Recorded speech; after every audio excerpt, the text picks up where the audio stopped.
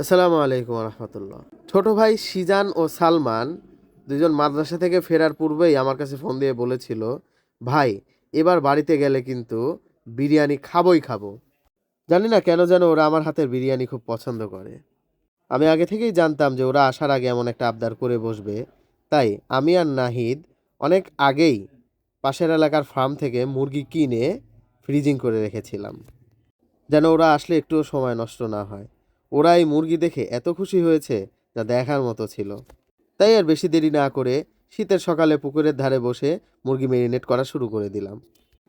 প্রথমে দিলাম আদা রসুন বাটা, এরপরে দিলাম মরিচ গুঁড়ো, এরপরে দিলাম লেবু, এরপরে দিলাম সস, তারপরে আমাদের স্পেশাল বিরিয়ানি মশলা।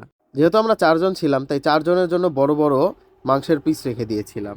বড় মাংসের পিসে মশলা ঢোকানোর জন্য কাঁটা চামচ দিয়ে ফুরিয়ে দিলাম। এরপর এলো চাল ধোয়ার পালা। চালটা একদম বিশুদ্ধ ছিল। এই চালের ভিতরে প্রচুর ধান ছিল, যার কারণে একটু বেশিই ধুতে হয়েছে। এদিকে সিজান চুলা গোছাতে ব্যস্ত, খড়ির দায়িত্বটাও তার কাঁধেই। সিজান অবশ্য এই ধরনের কাজে খুব পাকা। আমিও আবার চেক করে নিলাম যে চুলার ভেতরে একদম কড়াই চলে যায় কিনা। যাক, সিজান অনেক ভালো কাজ করেছে। এদিকে রান্না দেখতে চলে এলো ছুটে আমার দুই ভাতিজা। গ্রামের বাচ্চারা এগুলো বেশ এনজয় করে। এই সব কিছুর মধ্যে আমার মাকে বিশেষভাবে ধন্যবাদ দিতেই হয়, কারণ এই ছোট ছোট প্রোগ্রামে যা কিছু লাগে সব কিছুই আমার মা দেখিয়ে দেয়। আপনারা সবাই আমার মা বাবার জন্য দোয়া করবেন। আগামী জানুয়ারির 7 তারিখে আব্বা আম্মা উমরা করতে যাচ্ছেন। আল্লাহ যেন তাদের সফর নিরাপদ এবং কবুল করেন। তারপর নাহিদ হালকা করে তেল দিয়ে দিল কড়াইয়ে। হালকা হিট হতে না হতেই চাল ঢেলে দিয়ে চালটা পুরোপুরি ভালোভাবে ভেজে নিলাম। এরপরে তুলে দিলাম গরম পানি, কারণ বিরিয়ানিতে গরম পানি অনেক বড় ভূমিকা পালন করে। এত কিছু কাজের মধ্যে পেঁয়াজ কাটতে ভুলে গিয়েছিলাম, তাই নাহিদ দ্রুত গতিতে পেঁয়াজ কুচি করে ফেললো। যেহেতু ফার্মের মুরগি, তাই হালকা করে ভেজে নেওয়া ভালো, কেননা ফার্মের মুরগিতে একটু গন্ধ থাকে, আর ভেজে নিলে সেই গন্ধটা আর থাকে না। মাংস ভাজার পরে যে কালারটা এসেছে, এই কালার দেখেই সবাই তখনই মাংস খেয়ে ফেলবে এমন একটা অবস্থা।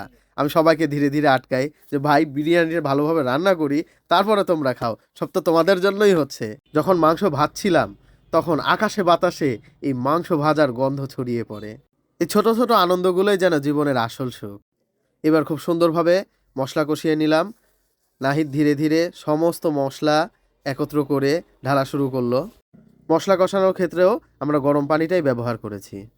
মশলা কষানোর ক্ষেত্রে আমরা গুঁড়া দুধও ব্যবহার করেছি, কারণ গুঁড়া দুধ একটা আলাদা ফ্লেভার দেয়। এরপর ঢেলে দিলাম পর্যাপ্ত পরিমাণ টমেটো সস। সসের প্যাকেট কাটার জন্য কেসি না পাওয়াতে নাহিদ দাঁত দিয়ে ছিঁড়ে ছিঁড়েই সসের প্যাকেট কাটলো, আর অর্ধেক মশলায় দিল, অর্ধেক সেই খেলো। এরপর ঢেলে দিলাম বিরিয়ানি মশলা। সব কিছু একে একে দেওয়া হলে আরও ভালোভাবে মশলাটা কষিয়ে নিলাম। এরপর এলো মুরগি ঢেলে দেওয়ার পালা। মাংসগুলো যখন ঢেলে দিলাম, দেখার মতো ছিল। যেহেতু মাংস আগে থেকেই ভাজা ছিল, তাই বেশিক্ষণ কষানোটা বোকামি হবে। তাই হালকা পাতলা কষিয়ে আস্তে করে চাল ঢেলে দিলাম। নাহিদ, সিজান, সালমান কাজের ক্ষেত্রে খুবই অ্যাক্টিভ, যার কারণে ওদের সাথে এরকম প্রোগ্রাম করতে আমার খুবই খুবই ভালো লাগে।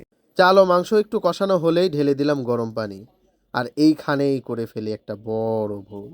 এই ভুলের কারণে খুব ভয়ে ছিলাম যে পুরো রান্নাটাই নষ্ট হয়ে যায় কিনা। চুপচাপ রান্না শেষ হওয়ার অপেক্ষা করছিলাম, আর সিজানকে বলছিলাম তুমি জাল দিয়ে যাও, আর নাহিদকে বলছিলাম হালকা হালকা করে নেড়ে যাও তুমি। মশলা, ঝাল, লবণ সবই মোটামুটি ঠিকঠাকই ছিল। নাহিদ চেখে বলল, বাহ মাশাল্লাহ, ভালোই হয়েছে। আমিও একটু চেখে দেখলাম, সবই ঠিকঠাক ছিল।